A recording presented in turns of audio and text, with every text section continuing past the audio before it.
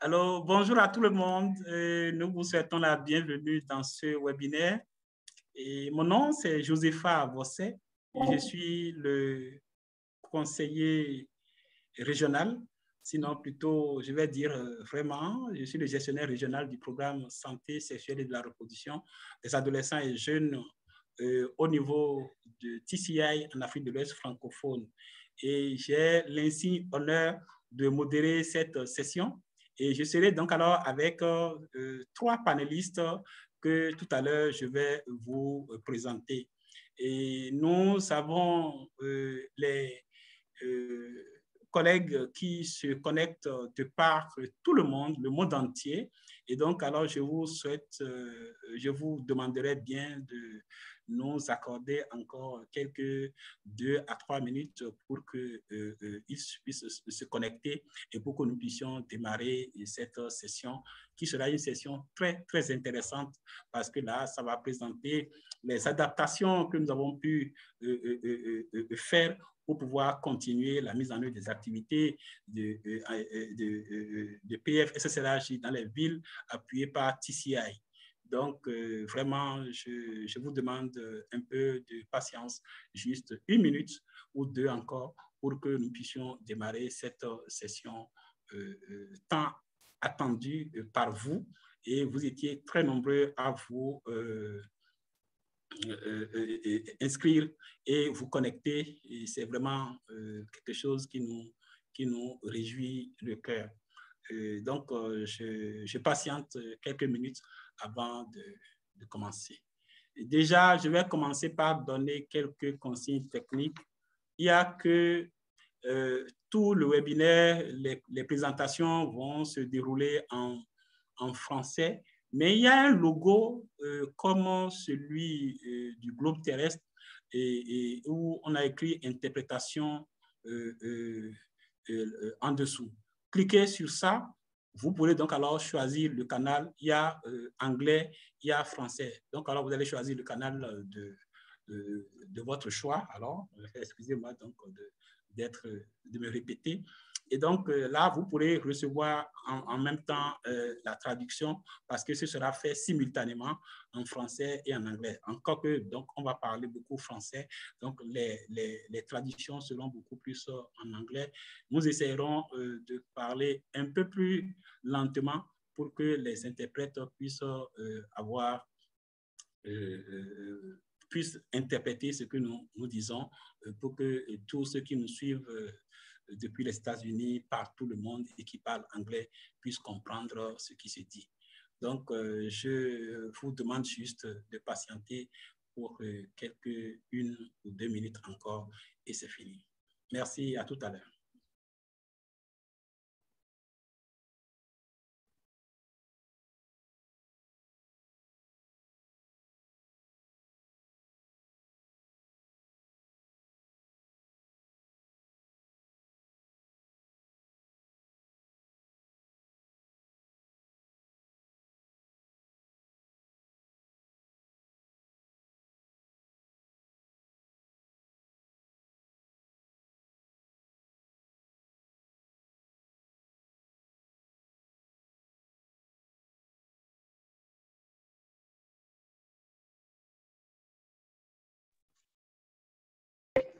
Il faut que ça marche parce que ça ne doit pas sortir dehors comme on l'entend. Bien. je pense que nous allons démarrer parce que le temps n'est pas toujours à nous.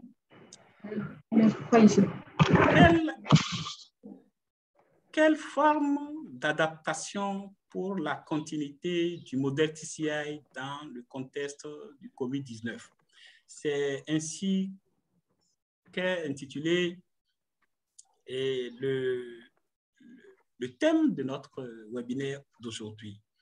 En fait, nous savons que nous sommes dans un monde imprévisible et c'est ainsi que nous avons été surpris par l'épidémie ou la pandémie du COVID-19 et le système de santé a reçu vraiment cette pandémie de plein fouet parce que ça a secoué le système de santé, mais il doit s'adapter, retrouver son équilibre et maintenant améliorer ses performances aussi bien dans le domaine de la PF que dans les services offerts aux adolescents et jeunes en matière de sexualité et de la reproduction.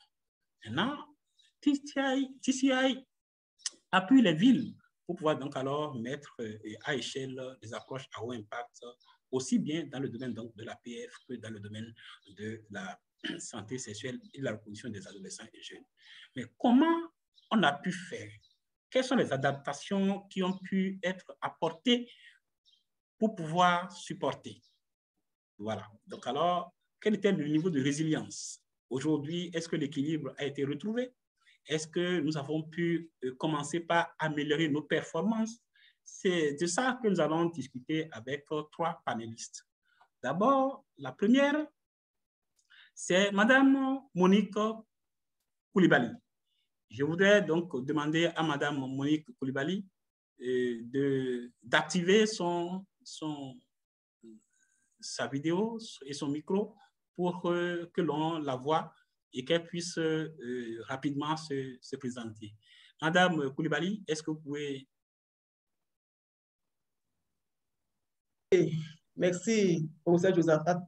Merci. C'est Madame Kouadio Aou Monique épouse Koulibaly et je suis d'Abobo et je suis coordonnatrice de la santé de la reproduction et du planning familial au niveau de mon district.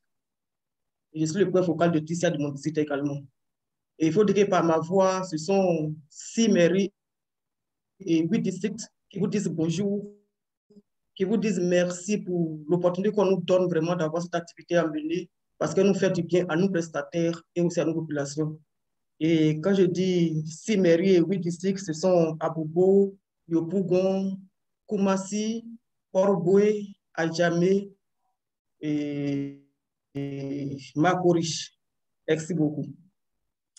Merci, Madame Koulibaly. Nous allons passer maintenant à la deuxième présentatrice. C'est une jeune leader transformationnelle. En fait, il faut rappeler rapidement que dans les approches à haut impact de TCI en Afrique de l'Ouest francophone, nous avons l'approche des jeunes leaders transformationnels qui est un cadre des jeunes pour contribuer à l'amélioration de l'environnement, de la mise en œuvre des programmes et à travers le plaidoyer et la participation. Et nous avons aujourd'hui les jeunes leaders transformationnels dans 9 villes en Afrique de l'Ouest francophone et une personne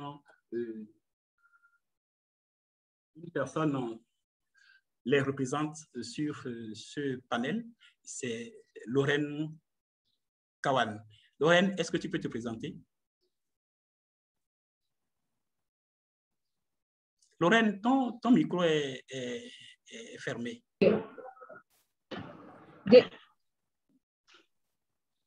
D'accord. Déjà, merci pour la parole. Bonjour à tous. Je suis Kawane Lorraine Matalina, chargée de plaidoyer des jeunes leaders transformationnels de la ville de Koudougou. Déjà, par ma voix, les JLT de Koudougou et de l'Afrique francophone vous transmettent leur bonjour. Merci Lorraine pour ta brève présentation. Je vous en prie. Je vais donner donc la parole juste de présentation d'abord à Monsieur Wahab. Wahab est le troisième présentateur qui va donc nous parler des municipalités parce que il y a le système de santé qui a pu mettre en œuvre des adaptations pour pouvoir donc alors poursuivre les activités. Il y a les jeunes qui ont pu aussi mettre en œuvre des adaptations pour pouvoir poursuivre leurs activités, mais également les mairies qui ont l'engagement politique et financier de TCI ou encore pour les programmes de PF et de SSRAJ en main, ont aussi procédé à des adaptations pour pouvoir donc alors poursuivre leur leadership. Et c'est Wahab qui est sur ce plateau avec nous pour donc nous parler de ces adaptations qui ont pu s'opérer au niveau des mairies. Wahab, tu as juste donc 1 minute pour te présenter et dire un mot en plus comme tu l'avais souhaité. Merci. Merci, docteur. Bonjour à tous. Je me nomme Kendrebero Wahabo. Je suis jeune leader transformationnel de la commune de Ouagadougou. Je suis point focal également SSRAJ, donc au niveau de la municipalité de Ouaga. Donc, je prends la parole ce matin donc, pour parler des éléments qui vont nous permettre donc d'assurer l'engagement politique et financier des collectivités territoriales pour l'ensemble donc des pays de l'Afrique de l'Ouest francophone. Donc, c'est un honneur pour moi donc d'être panéliste à ce grand atelier international, bien entendu virtuel, mais qui en tout cas qui a toute sa place dans ce contexte. Donc, je commence d'abord par remercier les responsables au niveau de la collectivité territoriale, la mairie de Ouaga, au niveau du Burkina Faso, et surtout à Tissia également pour cette opportunité, sans oublier les GLT dans l'ensemble des pays de l'Afrique de l'Ouest francophone. Je vous remercie. Merci, Wahab, pour ta présentation. Nous allons rentrer dans le vif du sujet par la première présentation. En fait, il y aura 3 et c'est après les 3 présentations que nous allons passer à la phase, je veux dire, de questions et réponses. Vous avez le chatbot qui est là. Donc, le chatbot est là. Vous pouvez donc alors poser des questions et nous allons les parcourir et apporter les éléments de réponse à ces questions dans la deuxième partie de ce webinaire. Donc, il y a 3 communications. La première communication concerne le système de santé, la deuxième concernera les jeunes leaders transformationnels et la troisième communication concernera, comme vous l'avez su déjà, les municipalités. Eh bien, je vais donc laisser la parole à Madame Monique Koulibaly, qui doit donc alors nous parler du renforcement du système de santé en situation de Covid, comment ils ont pu assurer la continuité donc, des services. Elle va nous en parler. Et ce qu'elle nous dira, c'est l'exemple, bien sûr, de Abidjan et Abobo, mais c'est à peu près tout ce qui s'est passé en Afrique de l'Ouest francophone qu'elle va résumer. Madame Koulibaly, vous avez la parole. Oui. Merci, Josepha. Mais s'il vous plaît, je voulais préciser que vous avez 10 minutes seulement pour votre présentation. OK, ça ira. Merci beaucoup. Merci. Merci beaucoup. Les diapos viendront de vous. J'attends les diapos.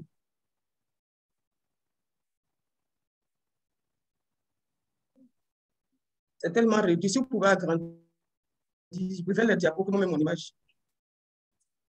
Allô? Oui, on ne pourra pas agrandir, c'est déjà... Oui, Monique, vous me recevez? Oui, mais j'ai du mal à lire. Hein. D'accord. Je n'arrive vraiment pas à lire. C'est tellement petit, si je dois. Tellement petit. Est-ce que ce n'est pas au niveau de votre ordinateur qu'il faut... Bonjour, Josepha. En fait, je pense que c'est au niveau... C'est déjà en mode diaporama. Et donc, ce que Monique doit faire, c'est de peut-être agrandir... je ne sais pas si elle utilise son ordinateur ou son portable, mais c'est déjà en format diapo. Donc, on ne peut pas agrandir plus que ça.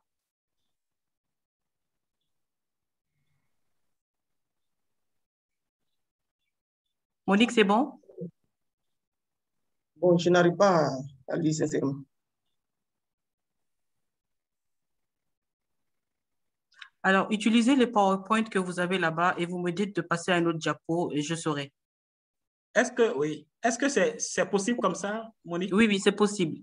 Utilisez les diaporamas chez vous à votre niveau et moi, je vais défiler ici. Vous me dites juste diapo. OK, pas de souci. Merci.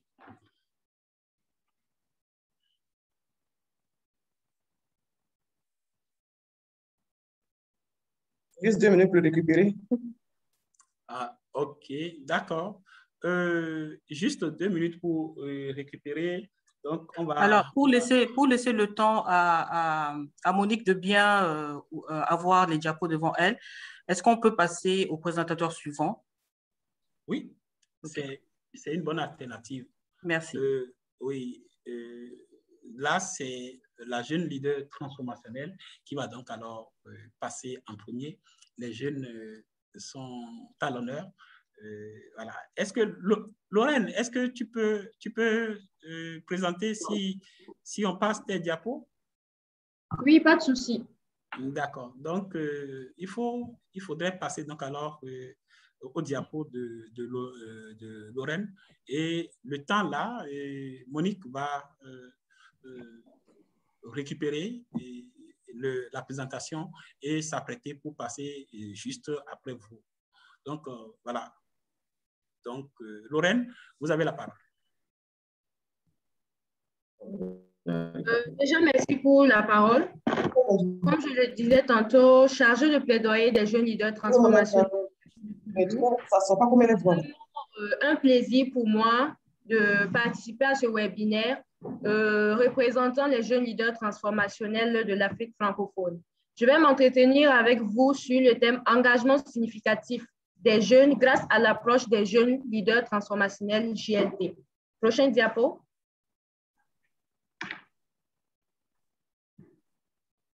Avant d'aller plus loin, il serait judicieux de souligner qu'avant l'arrivée de TCI en Afrique francophone, les jeunes n'avaient pas la possibilité de s'asseoir à la table des grands, comme on aime si bien le dire, lors des prises de décision. On était plus du côté sensibilisation et mobilisation de jeunes.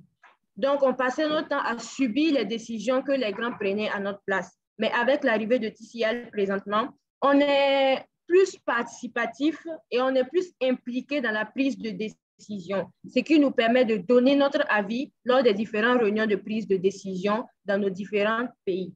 Prochaine diapo.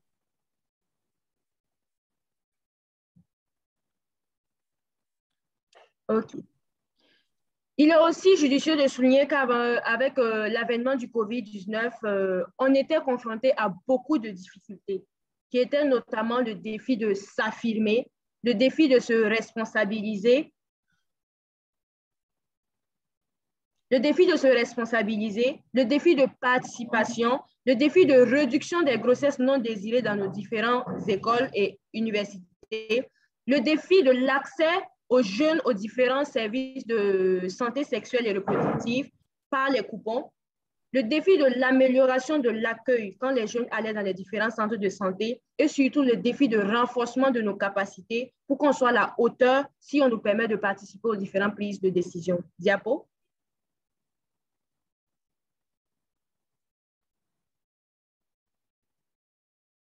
Il faut souligner aussi que avec l'avènement des JLT, on a dû trouver une approche pour permettre à ces jeunes-là de pouvoir être dynamiques dans les différents pays. Donc, l'approche des JLT consiste d'abord à mener des plaidoyers pour l'amélioration des services en matière de santé sexuelle des jeunes et d'adolescents, d'accroître l'implication des jeunes dans des prises de décision et de s'engager à participer activement aux différents programmes de planning familial par le biais des activités de génération de demandes. Il faut aussi souligner que l'approche TCI est différente de ce qu'on a vu auparavant. Parce qu'avec la venue de TCI, les jeunes ont la capacité de donner leur point de vue, de participer aux différentes séances de réflexion pour trouver des solutions aux problèmes auxquels ils font face.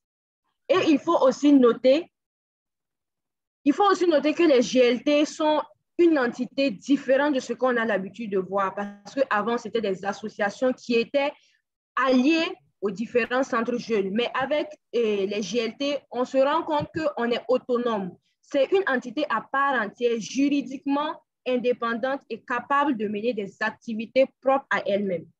Diapo.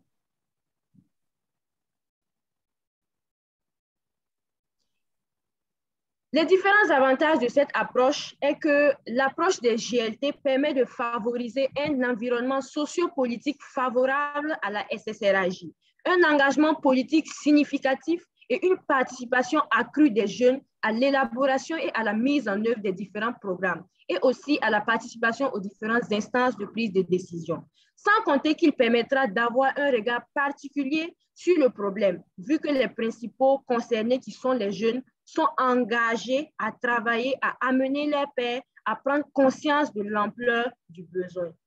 Diapo. Pour la mise en œuvre de l'approche des GLT, une ligne de route de mise en œuvre a été mise en place, qui est en 7 étapes. La première étape est la sélection et la mise en place des GLT.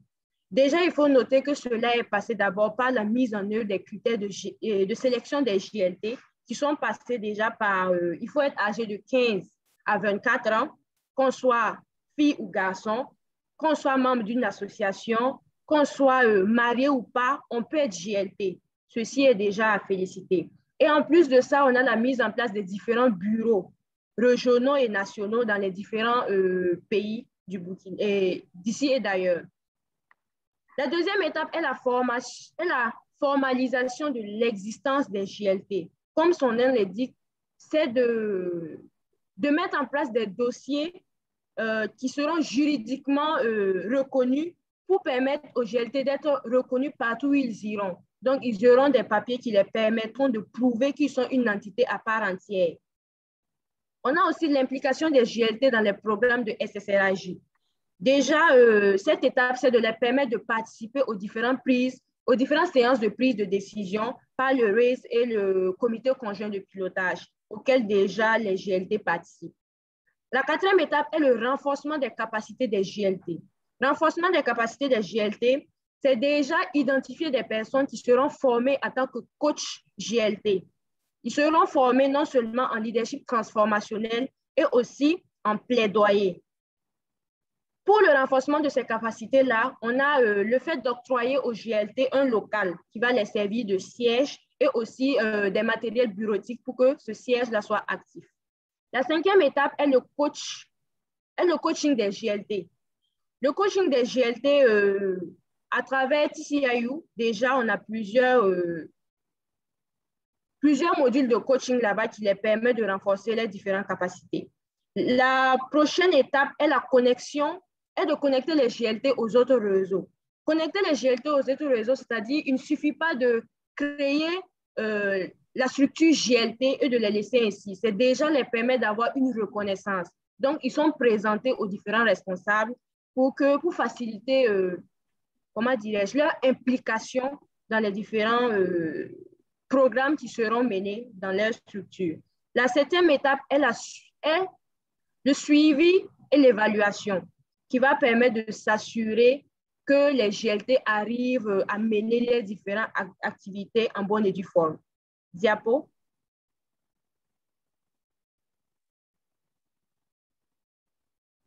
Dans l'optique de la réalisation de leurs activités, les GLT font face à plusieurs défis dus à l'avènement du COVID notamment. Le premier défi, c'est de comprendre d'abord que notre première action n'est pas la sensibilisation, mais plutôt le plaidoyer.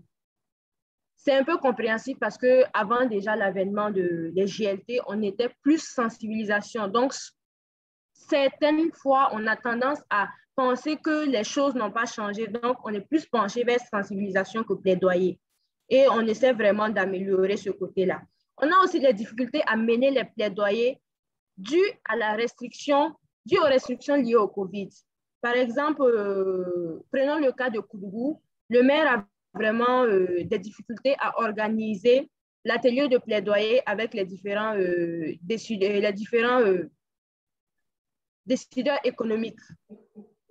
Avec la restriction du COVID, c'est un peu compliqué de les réunir dans une salle pour le bon fonctionnement de ce plaidoyer-là. Mais on espère que d'ici là, cela sera organisé en bonne et due forme. Diapo.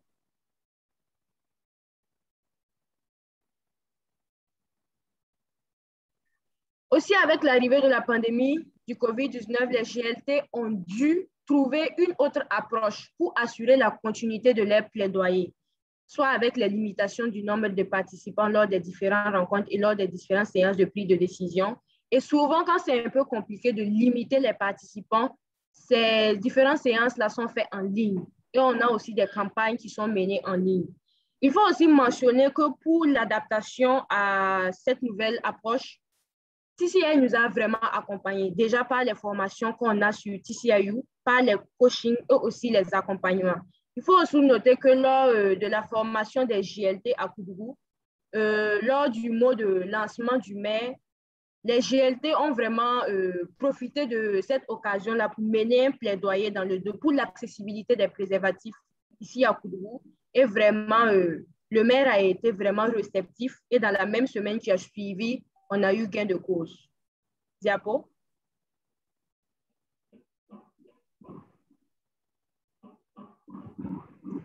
Avec tout ce que les GLT ont déjà mené, il y a déjà plein de résultats visibles qui sont déjà à féliciter.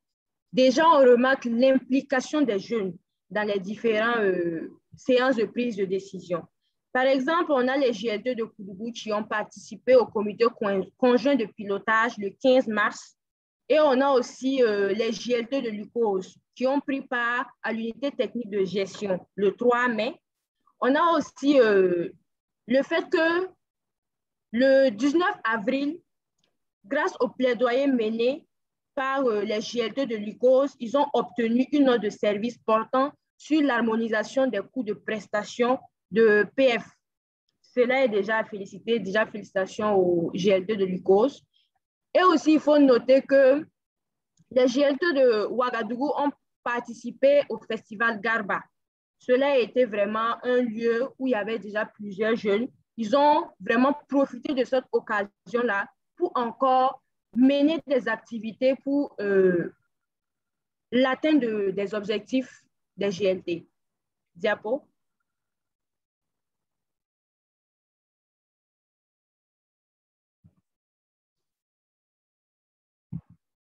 Déjà, avec la pandémie du COVID, comment est-ce que nous allons continuer nos différentes activités?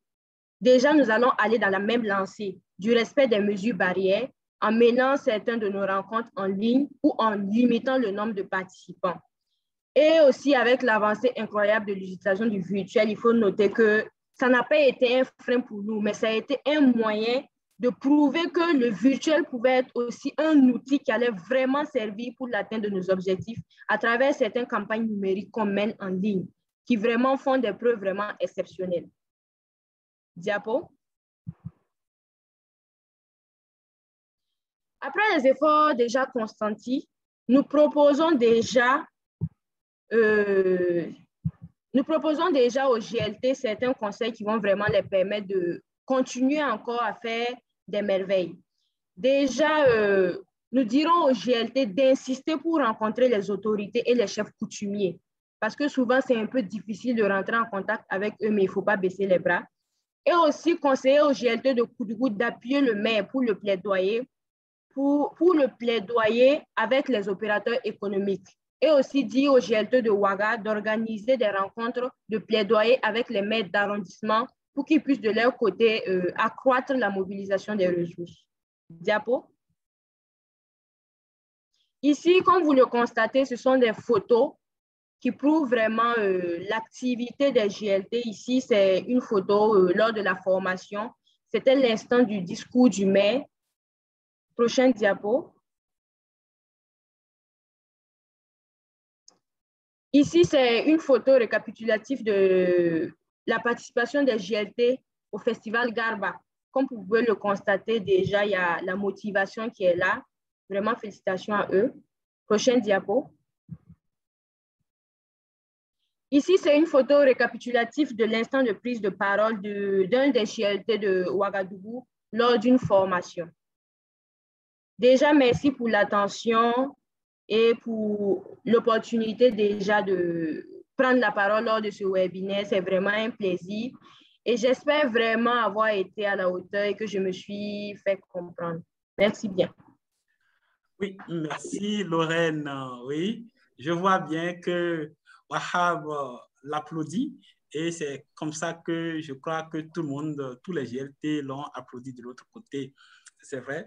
Donc, alors, à travers la présentation de Lorraine, nous avons compris que, bon, ben, le mouvement des jeunes leaders transformationnels est unique en son genre parce que ce mouvement met l'accent sur le plaidoyer et sur la participation des jeunes aux instances de prise de décision. Et par rapport aux instances de prise de décision, on va donc alors tout à l'heure en parler de long en large avec Wahab. Bien. Et également, on a vu que il y avait les questions donc de renforcement de capacité des jeunes leaders transformationnels. Et tout ça a pu être fait dans le temps avec, bien sûr, les formations qui ont été organisées en ligne pour regrouper plusieurs villes ensemble. On va donc alors dérouler donc alors des sessions qui sont organisées au niveau local grâce aux représentants de TCI dans chaque ville. Mais également, les GLT ont dit qu'il reste encore à faire. Et ça, c'est vrai parce qu'ils ont posé donc le problème de locaux et autres. Et je crois que c'est encore des thèmes de plaidoyer qui doivent saisir pour pouvoir donc alors travailler avec les mairies pour avoir donc alors des bureaux au niveau des villes dans lesquelles ils sont. Lorraine a parlé aussi de quelques résultats obtenus, notamment les notes de service qui ont pour objet la réduction de près de 50% des coûts des méthodes contraceptives, aussi bien dans l'UCOS au Bénin que aussi à Cotonou. Il a cité beaucoup d'autres exemples d'actions qui ont déjà donc alors commencé par porter leurs résultats ou leurs fruits. Et j'ai noté surtout un défi qui m'a fait sourire un peu, c'était le défi de pouvoir passer du rôle qui était connu aux jeunes habituellement d'être utilisé comme père éducateur, de passer de ce rôle maintenant à un autre rôle qui est donc celui de quelqu'un qui travaille pour transformer l'environnement sociopolitique de mise en œuvre donc, des programmes de SSRAJ à travers, bien sûr, le plaidoyer et la participation. Bien sûr que nous avons vu dans la présentation de Lorraine et quelques actions de génération de la demande, mais vraiment, je crois que les jeunes leaders transformationnels de l'Afrique de l'Ouest sont en train donc de relever ce défi et doivent donc désormais beaucoup plus faire face à l'environnement qui n'est pas toujours favorable parce qu'il y a les ressources à mobiliser, il y a les politiques et tout ce qui n'est pas favorable à la promotion de la SSRAJ à transformer en quelque chose qui soit favorable. On va donc réserver donc les questions à Lorraine et en attendant, on passe donc alors à Madame Koulibaly qui va donc nous parler du renforcement du système de santé en situation de Covid. Monique, est-ce que ça peut aller maintenant? Ça peut aller, ça peut aller. Merci. Merci beaucoup, Josépha. Merci. Bonjour à tous. Je vais vous parler du renforcement du système de santé. Comment nous avons pu assurer la continuité de la prestation des services de qualité et l'approche des journées spéciales pendant la COVID-19. Diabo. OK. Il faut dire que avant la COVID, nous allons vous présenter notre district et ses activités. Le district d'Abo est situé dans la commune d'Abobo, qui est la plus peuplée d'Abidjan. Il fait partie de la direction régionale de santé d'Abidjan 1. Il compte 26 points de prestation de services de PF qui offrent tous les jours les activités de PF. Et il couvre une population de 695 744 populations, dont 168 744 femmes en âge de procréer. Diabo.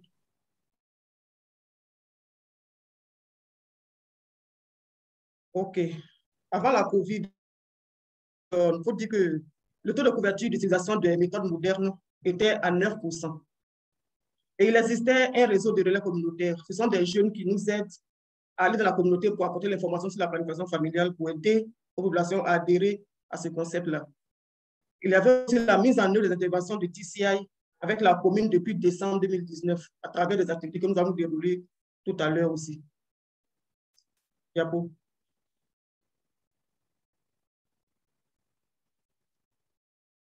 OK. Il faut dire que la demande était sans cesse croissante en méthode moderne de contraception.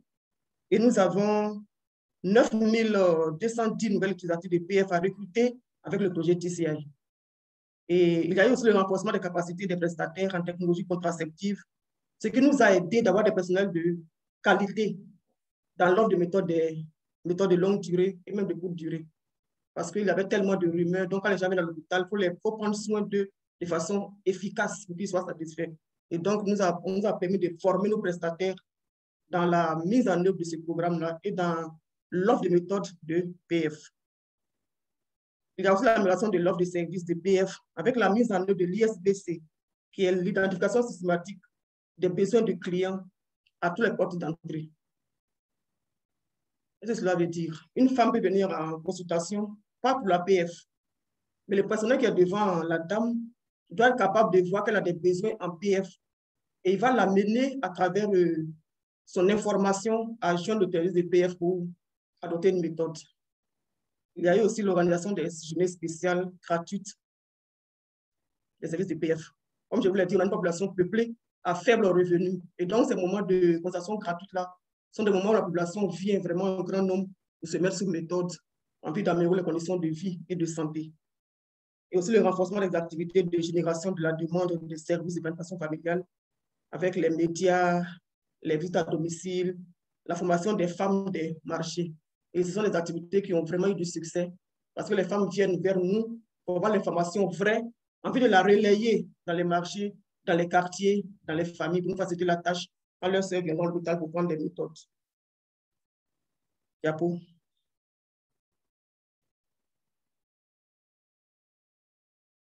OK. On a des interventions à haut impact qui ont été mises en œuvre.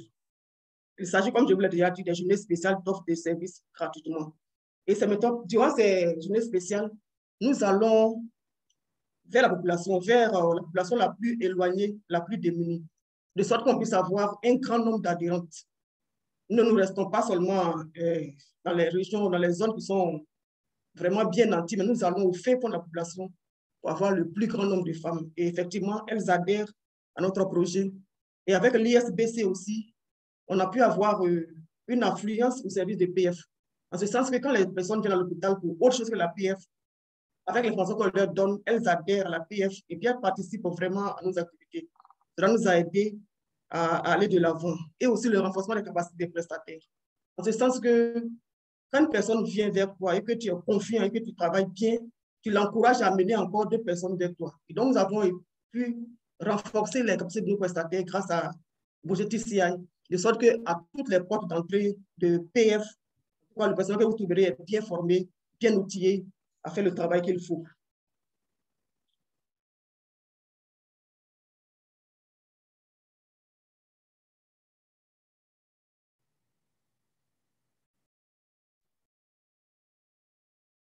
Pour...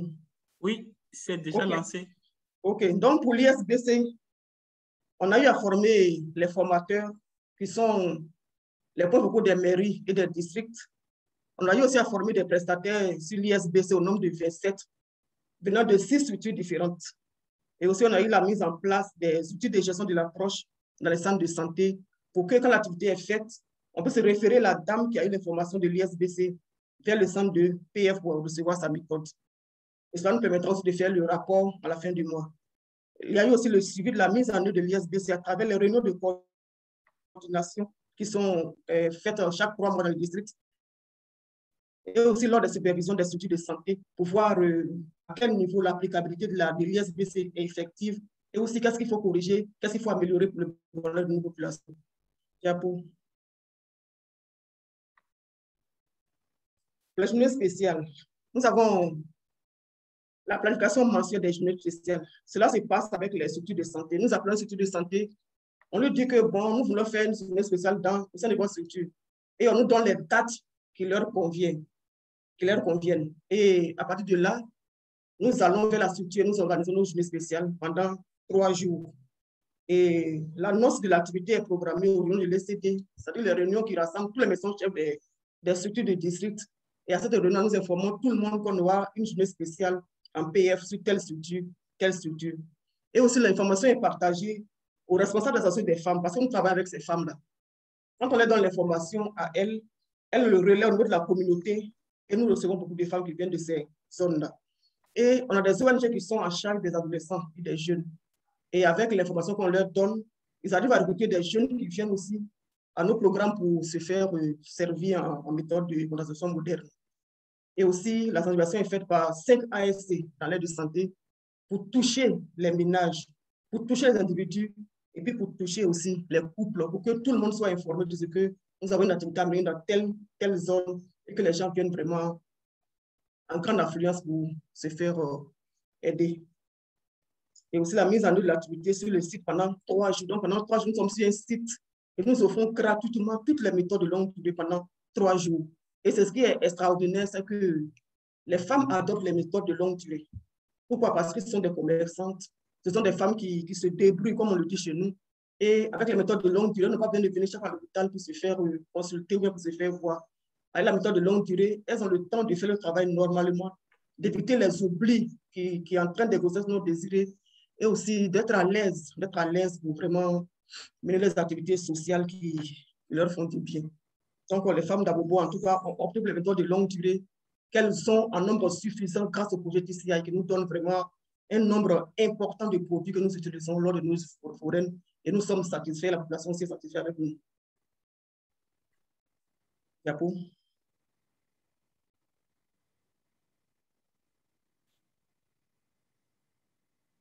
OK. Il faut dire que malgré la COVID, les activités n'ont pas cessé. Nous avons essayé tant bien que mal de mettre en place nos activités pour que la population ne soit pas lésée. Il y a donc la continuité de l'offre de services en général et de la PF en particulier. Malgré la COVID qui était vraiment l'activité phare de tous les districts, il fallait sensibiliser, il fallait parler de vaccins, il fallait vraiment, tout était sur la COVID, mais malgré cela, nous avons eu le temps et l'opportunité aussi de faire les activités de la PF pour que les femmes ne soient pas dans des conditions vraiment déplorables.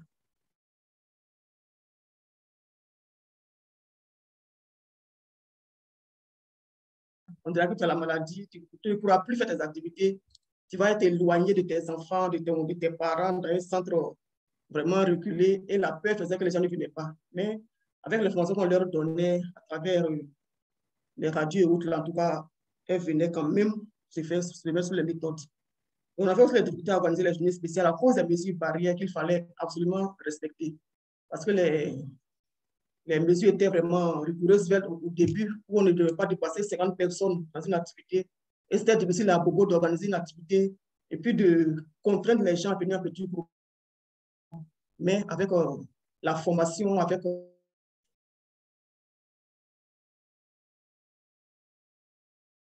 et ça a été le cas. Diapo.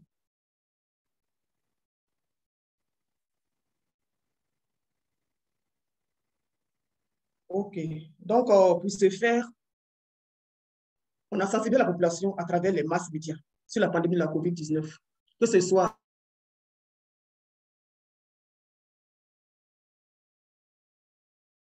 les chefs de quartier, les chefs religieux, que tout le monde soit informé sur la COVID, de sorte qu'on puisse vivre avec elle, mais en nous protégeant, en prenant les mesures qu'il faut, pour que même en allant faire nos activités, on ne soit pas contaminé. Et aussi, la population était informée également sur la disponibilité des autres services et que malgré que tout est axé sur la COVID, il y a des services de PF qui existent, de vaccination, de médecine. En tout cas, on leur disait que malgré la COVID, on peut dans l'hôpital se faire soigner. Parce que mieux vaut être soigné que de rester à la maison et d'avoir la COVID et autres maladies. Et donc, le message est bien passé au niveau de ces populations-là. Et même avec les femmes, sur l'utilisation des méthodes de longue durée dans le COVID-19. On leur disait comme ça que avec la COVID, les hommes ne vont pas au travail, ils sont toujours à la maison. Si tu restes avec ton mari les jours, mieux vaut te mettre en garantie, ne pas avoir des surprises désagréables. Et ça leur plaisait bien et elles venaient nous voir. Yabo.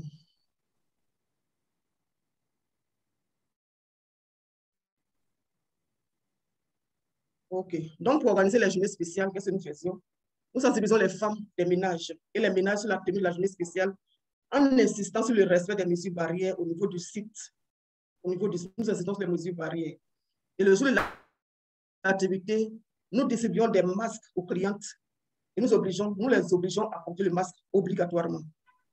Et l'application systématique de gel hydroalcoolique sur les mains des clientes qui vont avoir accès à la salle de consultation ou bien qui vont aller sous la bâche. Et nous disposons des chaises de sorte qu'il y a au moins 1,5 m de distance entre les femmes, mais pas qu'elles se touchent. Et Dieu merci, en tout cas, tout s'est passé bien. Et respecter les masques, et porter les masques, et respecter la distanciation physique aussi pour qu'on puisse réduire au maximum le risque de contamination. Et le gel aussi était, en tout cas, à leur portée pour que tout le monde soit dans une bonne ambiance pour faire ce travail-là. Et les causeries étaient effectuées aussi sur la PF avant le démarrage et pendant le déroulement de l'activité. Quand les femmes viennent en grand nombre, il y a une sage-femme qui vient au devant d'elles, leur parler de la PF, des méthodes dont nous disposons, des bienfaits de ces méthodes-là, et aussi des inconvénients, des effets antécédents qu'on pourrait avoir et comment les régler. Et comment venir à l'hôpital quand on constate une de ces défaillances-là. Et aussi, on constitue des petits groupes avec ces femmes-là pour qu'elles puissent entrer dans le centre de santé, ne pas qu'elles soient vraiment un grand nombre et que nous puissions nous contaminer encore.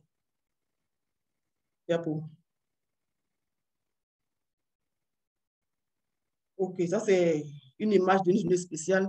Vous voyez bien les masques, les sages-femmes qui viennent pour apporter l'information, les femmes qui sont distancées de 1,5 m et vraiment des aides-soignantes qui sont là pour mettre de l'ordre, ne pas que ce système qu'on a mis en place pour qu'on puisse travailler normalement là, puisse être vraiment cafouillé. OK, ici on a quelques résultats de nos activités. Et quand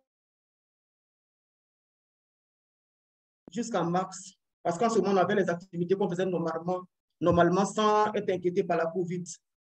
Et au milieu, avec la COVID, vous voyez que la courbe est là, mais elle n'est pas aussi en hausse comme nous le voyons au début. Et cela est dû au fait que la population avait peur de venir à l'hôpital. Elles avaient peur de venir prendre des méthodes, parce qu'elles ne savaient pas si c'était le vaccin qu'on leur aurait donné en lieu et place des méthodes contraceptives. Mais grâce aux informations passées ça et là, en tout cas, elles sont venues, pas en grand nombre comme au début, mais elles sont venues. Et au lieu d'avoir 500 à 600 personnes, nous étions autour de 150 ou 200 avec la COVID. Mais toujours est-il que l'activité était menée et qu'elle venait. Et juste après, entre juillet et août, on a eu un manque de produits qui ne nous a pas permis de travailler. Mais à partir de septembre, nous avons relancé les activités et le pic est encore revenu. Et de novembre jusqu'à décembre, la même chose, on n'a pas pu travailler parce qu'on n'avait pas assez de produits également. Donc, malgré la courbe, les activités ont pu se tenir et bien se tenir également. Diapo. Ce que nous avons obtenu de cette expérience avec TCI et le contexte de COVID, c'est qu'il y a une possibilité d'organisation des journées spéciales dans le contexte de la COVID-19, tout en respectant les mesures barrières. Donc, on peut travailler avec la COVID-19 si on respecte les mesures barrières, si on respecte les conseils qu'on nous donne, on peut travailler et avec les prestataires et avec les femmes qui viennent vers nous. Et il faut aussi dire qu'il était nécessaire qu'il y ait une bonne organisation en amont et pendant le déroulement de l'activité. En amont, comme je vous l'ai dit, il y avait l'information des réunions du district, il y avait l'information au cours des messes avec les masses médias, il y avait aussi l'information avec les femmes du marché, à travers les associations, avec les ONG en charge des jeunes, que tout cela vienne vers nous pour avoir des méthodes.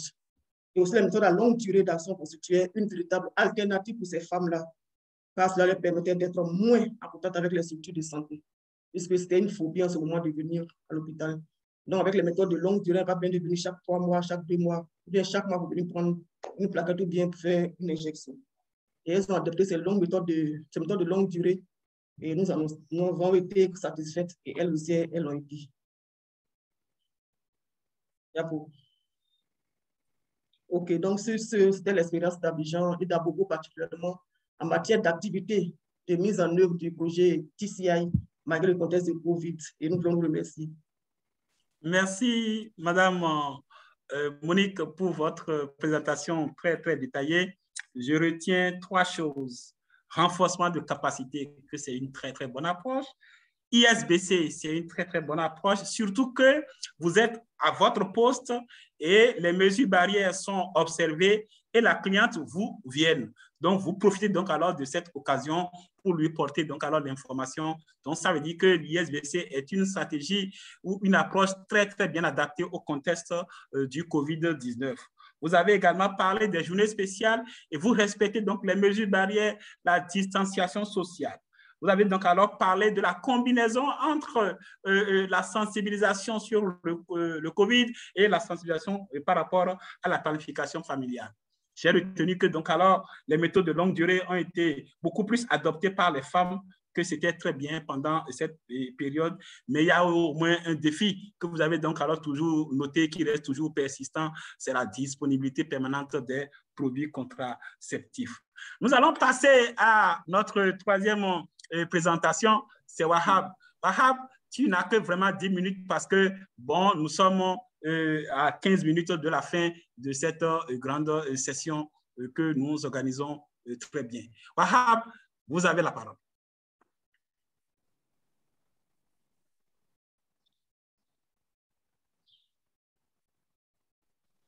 OK. Docteur, je suis là.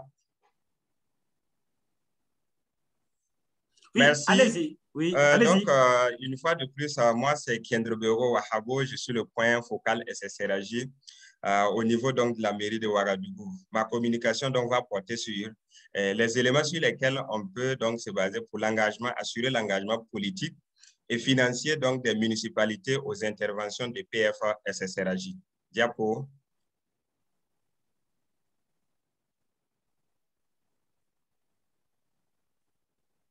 Diapo. Alors, donc, la communication donc, va s'articuler sur 7 points que vous voyez donc, sur la présentation. Diapo.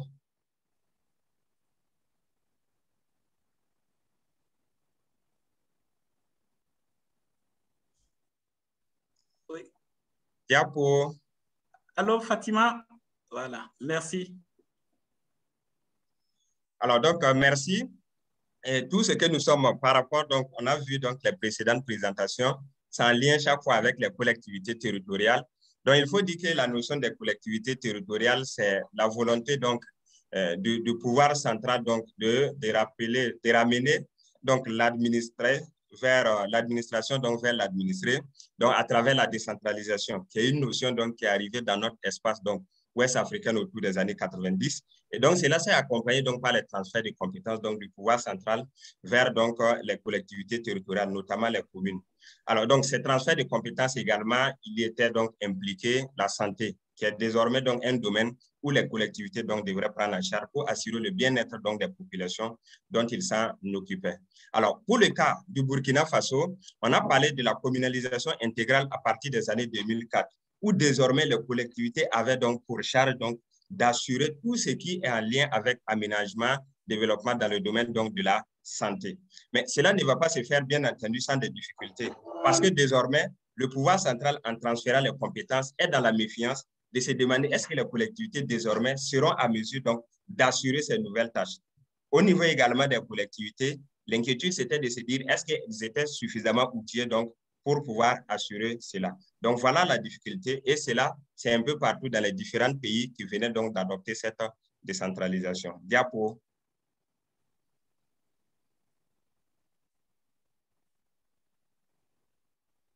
Alors, donc, l'intervention de TCI dans un contexte pareil, où des gens avaient, donc, la collectivité et le pouvoir central avaient des difficultés, puisque avant TCI, il y avait le système qui était en place. Pour le cas du Burkina Faso, il y avait donc au niveau national, le niveau régional, au niveau un peu plus déconcentré, on parlera maintenant des districts sanitaires et des formations sanitaires. Donc, avant TCI, la collectivité qui avait donc ces nouvelles compétences était en train de voir maintenant comment agir donc sur ce système-là. Donc, il y avait plusieurs interventions, aussi bien au niveau national, régional que local, mais de manière sporadique, sans pouvoir apporter un impact significatif. Donc, avec l'arrivée de TCI, qui va accompagner la collectivité aussi bien financièrement que techniquement pour lui apporter un plus pour voir comment maintenant entrer dans ce système. Donc, désormais, la collectivité au niveau de la mairie de Ouagadougou est entrée dans le système sanitaire à travers donc la région, la direction régionale. Et à partir de là, maintenant, on a pu implémenter le programme de ville parce que, comme c'est au niveau de la région qui est un peu plus déconcentré, on agit facilement au niveau des districts sanitaires et des formations sanitaires. Et c'est ce qui a permis à la mairie de Ouagadougou donc, de pouvoir donc implémenter le programme et avoir un certain nombre donc, de résultats. Et c'est un peu similaire puisque c'est une approche de TCA. Donc, c'est un peu similaire dans toutes les villes où TCA donc a intervenu en mettant donc en lien le système de santé et la municipalité pour que les deux parlent désormais le même langage et pouvoir donc déployer, implémenter les programmes de ville. Diapo.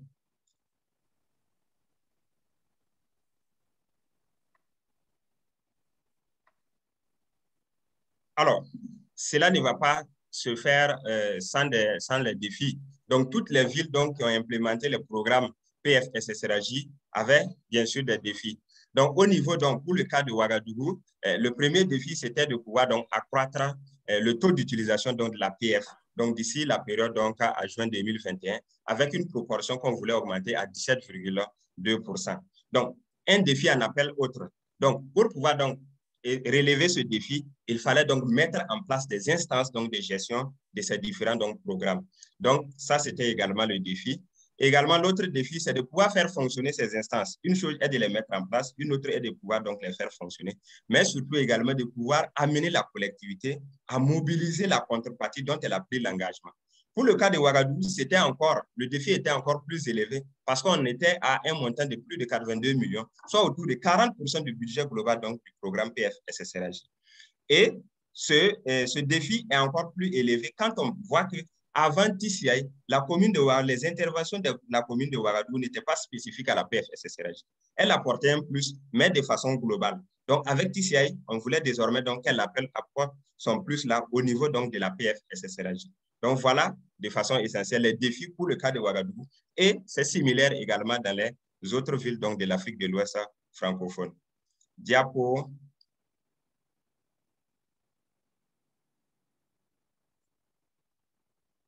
Alors, donc, pour relever donc, ces différents défis dont nous venons donc d'en parler, il fallait donc mettre en place donc, des instances.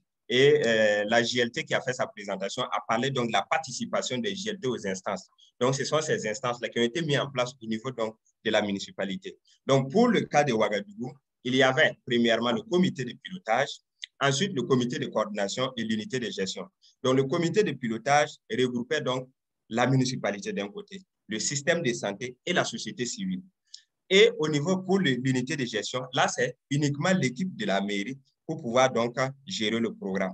Il y a une particularité au niveau de la commune de la mairie de Ouagadougou, c'est qu'en plus de ces deux instances, il y a ce que nous avons mis en place qui est le comité de coordination. Ce comité de coordination avait spécifiquement pour rôle de gérer la planification des activités et elle mettait en lien la municipalité et donc le système de santé. Parce que c'est différent dans d'autres villes, nous sommes à deux instances, mais bien entendu, ils arrivent à implémenter le programme sans problème. Diapo.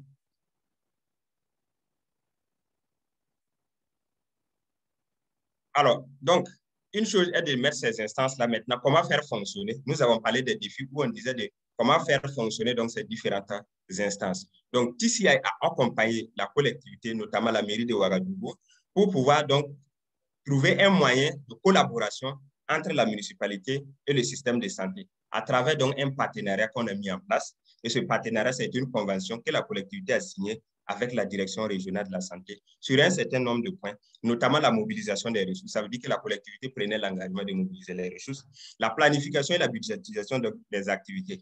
En ce moment, là, le système de santé prend l'engagement d'accompagner la collectivité dans la planification et surtout dans la mise en œuvre donc, des activités. Le renforcement donc, des capacités des élus locaux, la mise en œuvre des activités sur le terrain et surtout l'animation des différentes instances donc, de gestion du programme qu'on a mis en place. Donc, désormais, tous ces éléments sont inscrits dans un document de commun accord entre la collectivité et le système de santé. Diapo.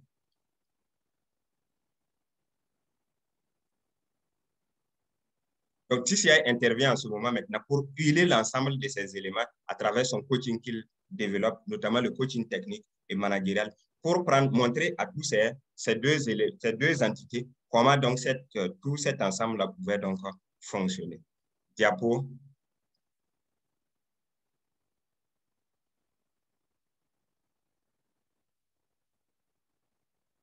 Alors, nous avons parlé donc des défis qui sont imposés, les défis donc de l'ensemble des villes qui donc utilisent l'approche TCI dans le cadre donc des programmes PFSSRAJ. Mais comme nous le savons également, avec l'avènement du Covid, certains défis donc se sont imposés donc aux villes. Aujourd'hui, on ne peut pas parler quoi. Tout ce que nous parlons en termes d'aménagement, il faut évoquer donc la question du Covid. Donc le Covid est venu ajouter donc un certain nombre de défis.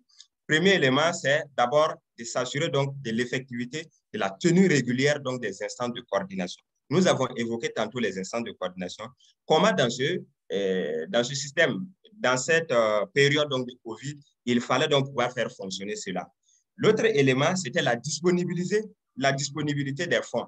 Avec le Covid, les collectivités avaient désormais d'autres priorités, notamment la prise en charge des personnes vulnérables et en même temps avec moins de recettes parce que l'économie fonctionnait moins, des marchés se sont fermés. Donc, c'était un défi donc, de pouvoir amener cette collectivité-là à pouvoir à respecter leurs engagements en termes donc, de mobilisation donc, des ressources. Et enfin, donc, le personnel qui est sur le terrain pour les actions, il fallait s'assurer donc, de leur protection pour ne pas donc, que leur santé donc, soit menacée. Diapo. Alors, donc, nous avons évoqué les défis. Comment donc faire? Parce qu'il ne faut pas arrêter. Donc, c'est de trouver maintenant des mesures d'adaptation pour pouvoir donc continuer à développer parce que, on le rappelle, ces programmes PFSSRAJ sont faits pour le bien-être donc de nos populations. Alors donc, premier élément, c'est le fonctionnement des cadres d'échange à travers les réunions virtuelles. Ça a été une adaptation très saluée parce que ça permet donc aux cadres d'échange de pouvoir donc fonctionner à travers les réunions virtuelles. Il y a également la tenue en présentiel donc d'un certain nombre de rencontres. Par exemple, le COPIL et le RAIS, qu'on estimait qu'il fallait être présent. Là, on diminuait maintenant le nombre de participants, mais on atteint les mêmes résultats. Tout ce qui est en lien avec les formations, où on avait besoin des déplacements des formateurs, on a pu donc les mener ces formations, toujours à travers le virtuel, où les formateurs intervenaient de par là où ils étaient. C'est ce qui a permis donc de mettre en place les JLT, aussi bien à Niamey, à Bouaké, à Ouagadougou et à Koudougou. Donc, ça a été une adaptation qui a permis donc de réussir cette activité, mais également, surtout l'élément où TICI a beaucoup accompagné les collectivités, c'est l'allègement des procédures de justification des milestones. Parce que pour pouvoir avoir les ressources d'un milestone suivant, il faut justifier. Donc, TICI a permis donc la numérisation. Donc, désormais, on numérise les justificatifs qu'on envoyait. On voit ici en image une équipe de la mairie de Ouagadougou qui finissait donc de numériser les pièces justificatives de milestone 2 et qui venait de l'envoyer. Et on voit donc la joie qui transparaît parce que c'est un boulot d'étranglement et on se demandait comment il fallait faire. Diapo.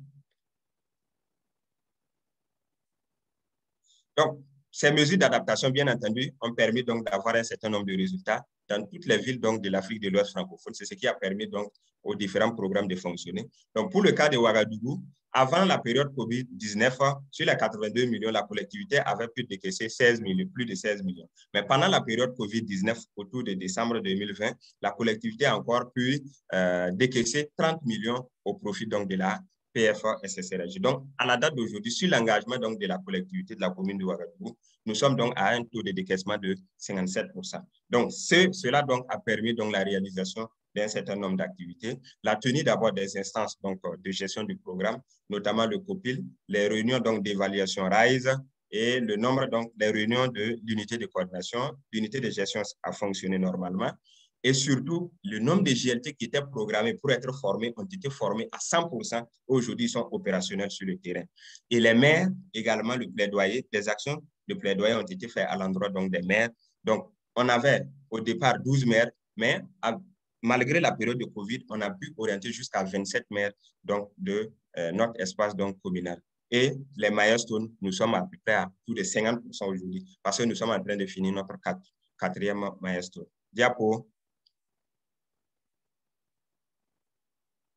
Alors, donc, à partir de tous ces éléments, qu'est-ce que nous avons appris comme éléments qui puissent nous permettre donc d'assurer la durabilité de ces interventions donc, que nous développons? Premier élément, nous sommes toujours dans le contexte de COVID-19. Donc, premier, c'est le renforcement donc, de l'utilisation du virtuel pour la tenue des réunions. Donc, ça a été un élément donc, à succès qu'on a vu. Donc, ça permet donc d'assurer la durabilité, le fonctionnement donc, des différents programmes. Et l'autre, c'est le respect des mesures barrières et la vaccination. Ça également, ce sont des éléments sur lesquels on peut se baser pour assurer la durabilité. Donc, nous voyons ici des images où en réunion, les gens sont sur les mesures barrières et également une réunion virtuelle qu'on voit l'intervention. Diapo.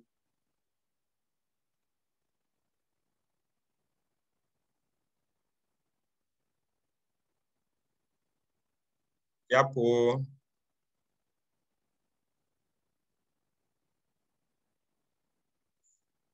Alors, donc, ces éléments, on continue toujours sur les éléments qui nous permettent donc d'assurer la durabilité donc, de l'engagement politique et financier. C'est également l'implication des premières autorités à travers les sorties sur le terrain pour toucher du doigt ce qui se passe. D'abord, d'un côté, d'assurer leur engagement, mais de l'autre côté aussi de conforter les acteurs qui sont sur le terrain, que les premières autorités, aussi bien au niveau municipal que le système de santé, sont impliqués donc, dans la mise en œuvre du programme.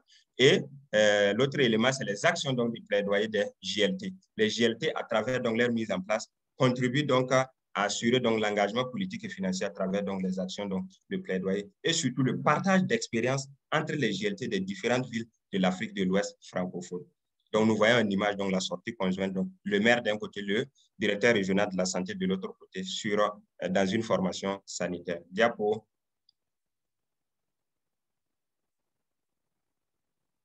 Alors, donc, ça, c'est l'image de la sortie conjointe donc, sur le terrain, les agents de santé qui étaient confortés. On a cherché à vérifier si effectivement l'SBC est mis en œuvre et c'était effectif. Donc, sur ce, je vous remercie.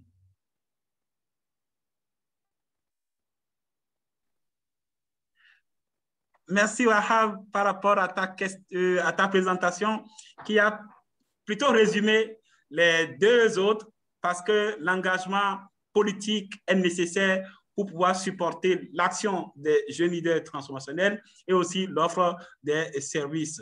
Nous avons eu quelques commentaires et vraiment de très bons commentaires, mais il y a eu quelques questions également qui sont posées et je voudrais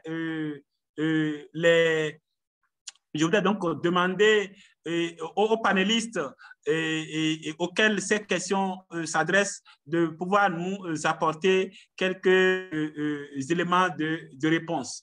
Bon, il est rappelé ici par un participant de Cotonou que nous avons eu aussi la note de service qui a harmonisé les coûts des produits contraceptifs. Eh bien, c'est vrai, c'est déjà répondu.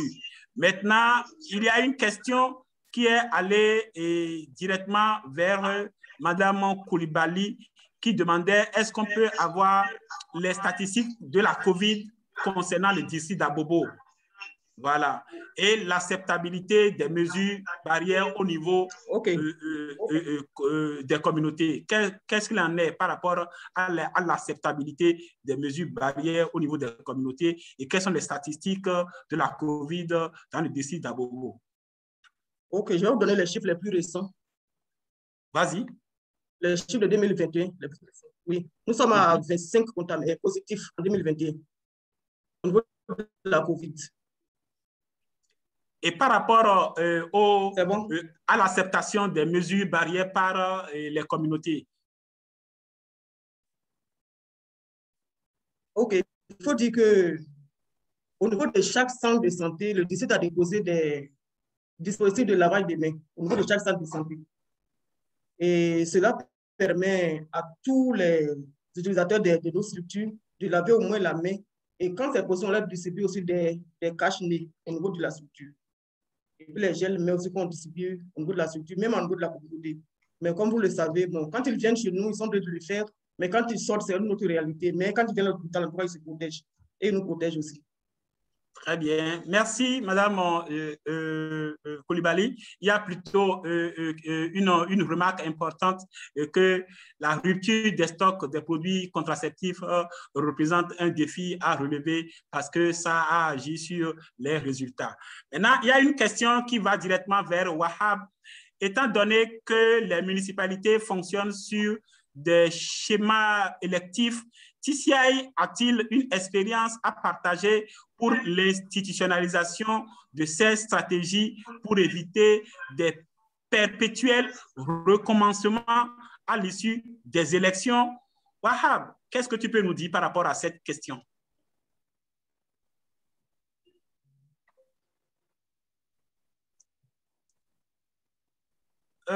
Je vois Wahab n'est pas en ligne. Oui, docteur, je suis là. D'accord. Vous avez suivi ma question? Est-ce que vous pouvez juste la reprendre? Merci. Donc, c'est une question posée par une participante que je ne voudrais pas citer le nom. Étant donné que les municipalités fonctionnent sur des schémas électifs, TCI a-t-il une expérience à partager pour l'institutionnalisation de ces stratégies pour éviter des perpétuels recommencements à l'issue des élections? OK. Mais, merci beaucoup. Je pense que dans ce sens, en partant déjà des schémas qui sont mis en place actuellement, quand nous prenons le cas de Ouagadougou, c'est vrai que effectivement, on fonctionne sur le système électif. Mais l'expérience à partager, c'est que les programmes reposent plus sur les agents plutôt que les élus. Les élus, c'est plus dans la mobilisation des ressources. Mais par contre, les acteurs qui animent les différents programmes au niveau des municipalités, quand on prend le cas du Burkina Faso, et ils ne sont pas liés donc au régime électoraux. Donc, du coup, même quand les autorités, les premières autorités municipales changent, il y a toujours un socle sur lequel la collectivité peut toujours se baser. Bien entendu, quand il y a de nouvelles autorités, ces mêmes personnes maintenant vont encore faire le travail de plaidoyer pour amener les nouvelles autorités à comprendre tous les enjeux en lien avec la PFSSRJ. Donc, c'est le fait que le modèle de TCI repose sur des acteurs qui ne sont pas forcément liés au système électoral, mais surtout des agents des collectivités territoriales. Oui, merci Wahab. Et je voudrais aussi ajouter que l'administration est une continuité et les actions sont inscrites dans les plans d'action de ces mairies. Donc, alors, ce ne sera pas vraiment le changement au niveau de la tête de la mairie qui ferait changer les actions de la mairie parce que c'est inscrit dans les plans de développement des communes dans lesquelles nous intervenons. Et on a connu beaucoup de cas d'élection et c'est un peu ce que nous avons compris à travers les situations que nous avons vécues. Mais on fera encore toujours attention à cette problématique. Il y a que la question des ruptures de stock est toujours revenue pour Madame Koulibaly, pour dire qu'il serait intéressant de partager avec nous les causes identifiées de la rupture des intrants et les mesures correctrices qui ont été prises pour prévenir de ces éventuelles ruptures. Voilà un peu une question qui est allée vers Madame Koulibaly. Et il y a encore d'autres questions. Je vais donc laisser Madame Koulibaly répondre à ça, mais déjà, nous sommes à la fin du temps vraiment réglementaire. Je demande juste encore 2 ou 3 minutes de patience pour que nous puissions quand même répondre à ces questions. Madame Koulibaly, est-ce que vous pouvez apporter quelques éléments de réponse par rapport à cette préoccupation liée à la rupture du stock des intrants, notamment les produits contraceptifs? OK, il faut dire que c'est un problème qui est vraiment grave et qui est même récurrent parce que nous avons des foraines pour la semaine prochaine et jusqu'à présent, on n'a pas encore les produits qu'il faut et on nous dit de patienter, mais c'est une rupture nationale. C'est une rupture nationale et quand nous demandons, bon, on nous dit de patienter, mais les vraies raisons, bon, je suis mal placé pour vous les donner, je suis désolé. Madame Koulibaly, la population adhère-t-elle facilement à l'idée de promouvoir les méthodes de longue durée? C'est une question posée par un participant. Et quelle serait votre stratégie en cas de réticence? À Bobo, oui. Sur 50 femmes, en tout cas, 50, 45, on parle de méthode de longue durée. Donc, les populations adhèrent facilement, c'est ça? Parce qu'on leur a montré le bien fondé de ces méthodes.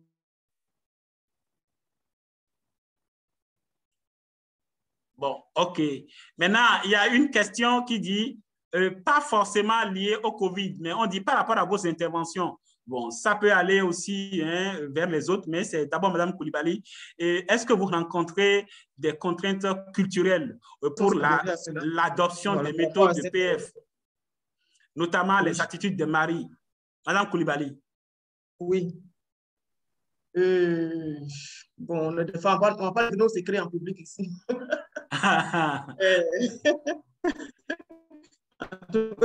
Elle préfère les méthodes longue durée. Elle le préfère. Elle préfère. Mais de plus en plus, les hommes ont commencé à adhérer. Il y a des hommes qui accompagnent leurs femmes à l'hôpital. Et quand ils viennent avec leurs femmes, ces femmes-là sont prioritaires, ne font pas le on les prend rapidement. Bon, il y a beaucoup de questions qui sont adressées à Mme Coulibaly. Et bon, je voudrais quand même Josépha? Oui. Excuse-moi de couper. En fait, il y a beaucoup de questions, effectivement, pour Mme Coulibaly. Mais il y a une question qui a été posée à la GLT par Krishna. Je ne sais pas si tu l'as vue. Non, voilà, dis-moi. Quand même. Alors, la question est, pour les GLT, concernant la formation virtuelle par Internet, l'accès des membres est-il suffisant? Elle continue à dire, la formation par WhatsApp peut-elle compléter ces efforts? Oui. Et Lorraine?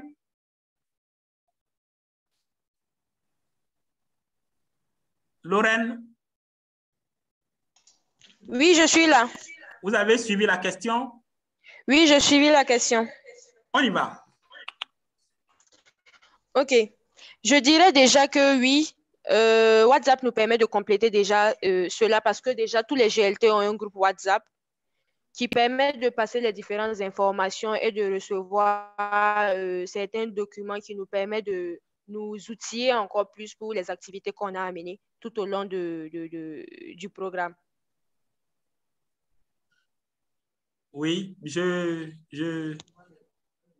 n'ai plus rien à ajouter. Est-ce qu'il y a une autre question importante comme ça que Fatima souhaiterait que l'on apporte un élément de réponse, sinon que dans 1 minute ou 2, on va arrêter cette grande séance. Fatima? Oui, il y a beaucoup de questions et je me dis que vu qu'on a dépassé vraiment le temps qui nous était alloué pour cet webinaire, je proposerai à ce qu'on réponde ces questions par email et faire un retour en fait aux participants par email, si cela ne dérange pas. OK. Merci, ça ne dérange pas. Nous allons faire ce travail important. Il y a eu beaucoup de commentaires, il y a eu beaucoup de félicitations en direction de nos panélistes qui ont été très, très brillants. Et nous avons quand même sur la place où, oui, un peu comme on le dit en langage jeune, on a la directrice de la plateforme de TCI qui est là. Je ne sais pas si vraiment elle voudrait dire un mot de fin pour pouvoir donc alors clôturer ce webinaire. Madame Talla, si vous voulez dire un mot, oui, sinon, je vais peut-être le faire, mais je voudrais d'abord, j'aurais bien voulu que vous dites un mot sur ce webinaire. Merci Josépha et toutes mes félicitations à tous les panélistes. Je pense que nous avons eu 1h30 vraiment d'apprentissage assez impressionnant. Et je suis sûre que Covid, nous sommes appelés à vivre avec, nous commençons à vivre avec. Nous aurons toujours besoin de faire des adaptations, mais c'était intéressant de voir comment chacun, selon son niveau d'intervention, est capable de remettre en cause des pratiques de plusieurs années et d'aller de plus en plus sur des pratiques qui jusqu'à présent n'étaient pas favorisées.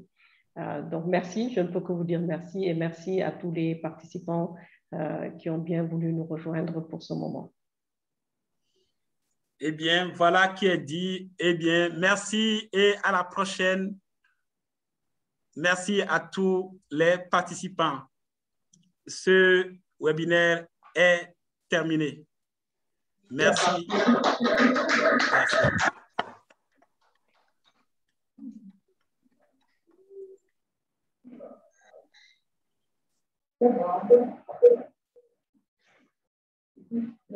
Merci.